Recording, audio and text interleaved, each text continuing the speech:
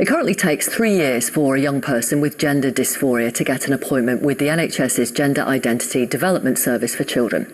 That's one of the reasons perhaps NHS England is consulting on whether in future all 17-year-olds should be referred straight to adult gender services rather than ones for children and young people. The GID service, run by the Tavistock and Portman Trust, is earmarked for closure and will be replaced at first by 2 new regional centres that will offer a different, more holistic model of care that addresses all parts of a young person's life and difficulties they may have, as well as their gender issues.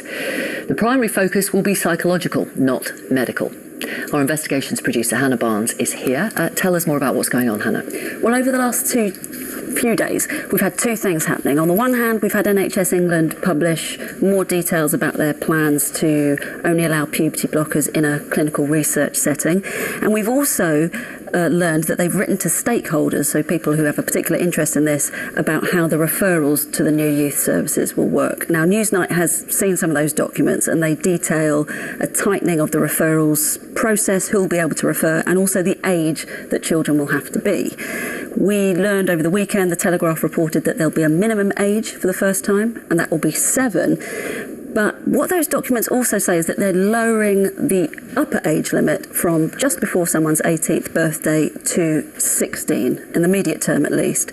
Now, it's always been a feature of this really very long waiting list that some young people will age out. So they'll be on it, they'll become too old to be seen in an under 18 service. But now it's happening en masse. And NHS England have in these documents that all 17-year-olds who are currently waiting will be removed from that waiting list. They'll have to make a decision whether to pursue a referral to adult gender clinics, and the same will be the case for those who are 16 now, who are on the waiting list, but who'll turn 17 by next March, and that's more than 3,400 young people. And what's the response to that? Well, it's causing concern for some, but for different reasons. So on the one hand, you've got young people here seeking transition, some of whom have been on that waiting list for years already, now being moved to another waiting list. They won't join the bottom of it, so the time they've spent waiting will be respected, but the waiting list for gender identity clinics for adults are extremely long, so it's unclear how long they'll have to wait going forward. On the other hand, there's also significant concern that these 16 and 17-year-olds aren't going to access the same level of care that other children and young people are going to have going forward in these new services. Now, they're being underpinned, if you like, by the findings of Dr. Hilary Cass. She's been leading this independent review of gender identity services. And one of the things they're trying to tackle is what she called diagnostic overshadowing, which was where young people presenting with gender-related distress, which was absolutely real, also had other difficulties at the same time, and because they were seen by a gender service, sometimes those other things got overlooked. Now, the plan is to stop that happening by having a more holistic approach, but there's a fear 17-year-olds won't get that, and Hilary Cass, what she notes is that the adult services are really quite different. And she says this, she says, the move to adult services at age 17 to 18 could fall at a critical time in a young person's gender management. In contrast, she says, young people with neurodiversity often remain under children's services until the age of 19, and some other clinical services continue to the mid-20s.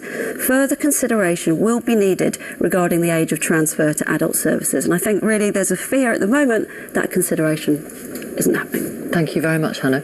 In a moment, we're going to talk to a 16-year-old who is waiting for his first appointment with the Children and Young People Service, and a 39-year-old who transitioned using adult services. First, let's hear from Anna Castle, whose 17-year-old daughter says she has gender dysphoria. What does Anna think about this potential change?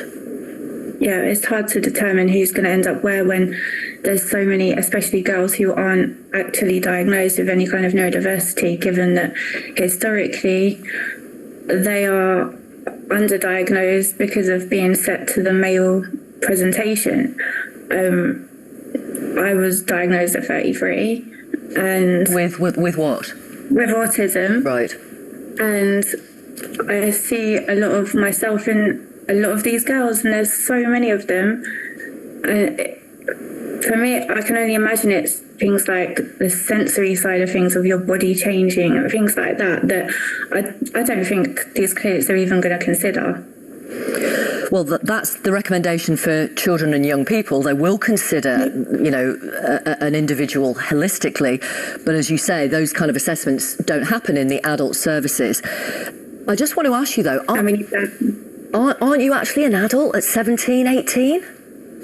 No, your brain's not fully developed till around 25. So, I mean, I don't think it's fair to say that you are mature enough to know yourself or anything like that. But there are. I mean, you must acknowledge there are many 17 and 18-year-olds who are mature to acknowledge how they feel, and some people might conclude from what you're saying, you just don't want people to transition.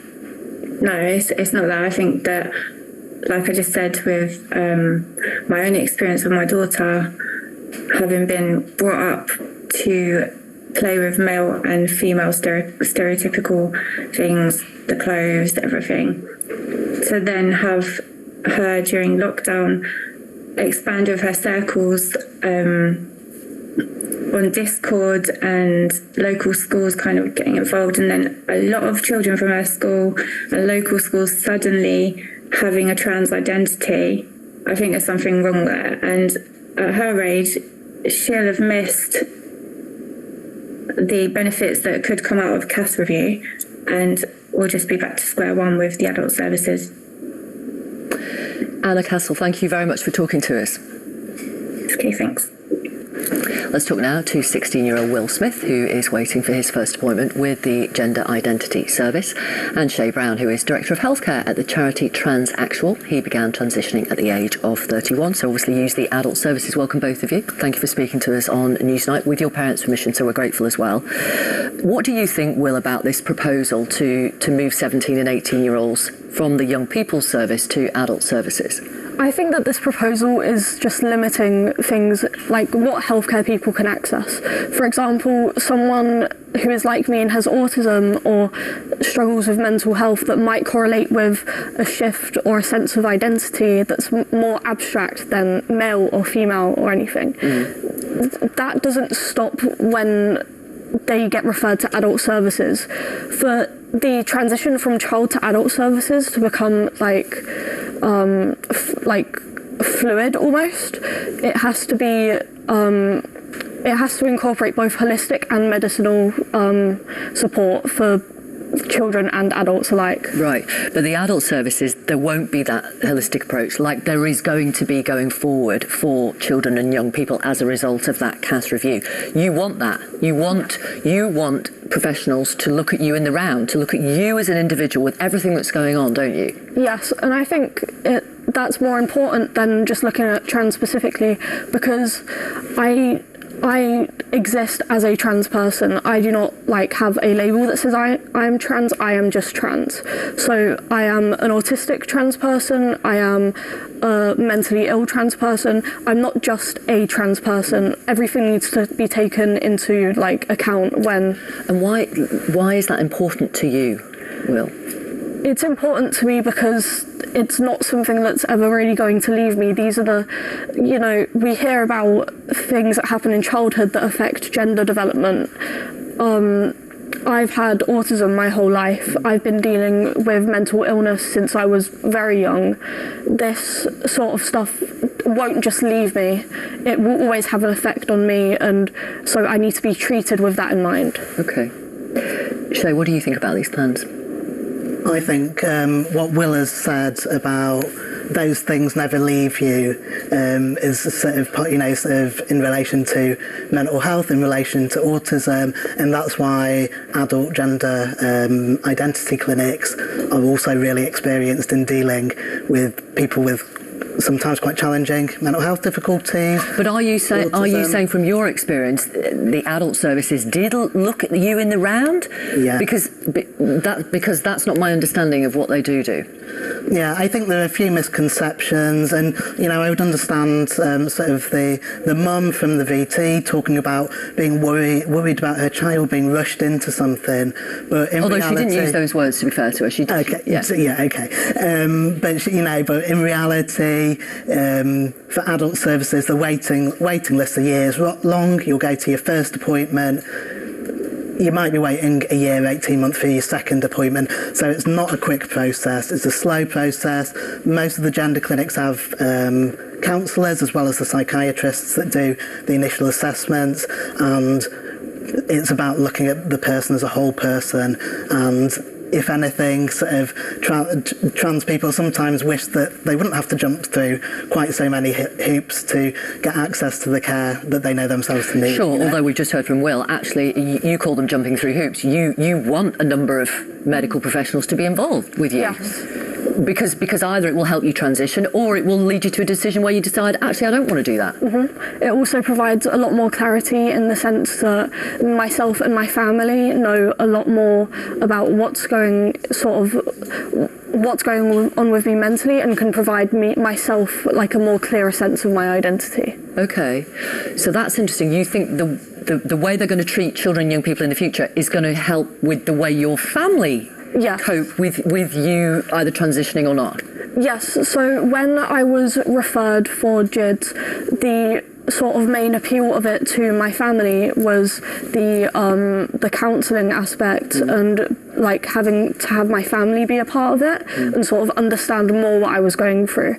Now that isn't going to happen, and there's a chance that I might be moved into adult services as I'm turning 17 in January, I mean, it's not just a chance, it's likely to happen. Yes. Yeah.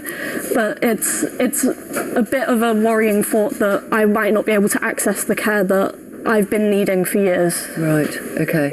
I mean, getting this right, Shay, would benefit everybody, wouldn't it? It would benefit people like Will, it would benefit others who choose not to transition in the end. I mean, but waiting lists are an issue in all sorts of care in the NHS, as we know. Absolutely, and sort of Transactual rarely talk about waiting lists for transition-related care without also saying, actually, it's a wider issue.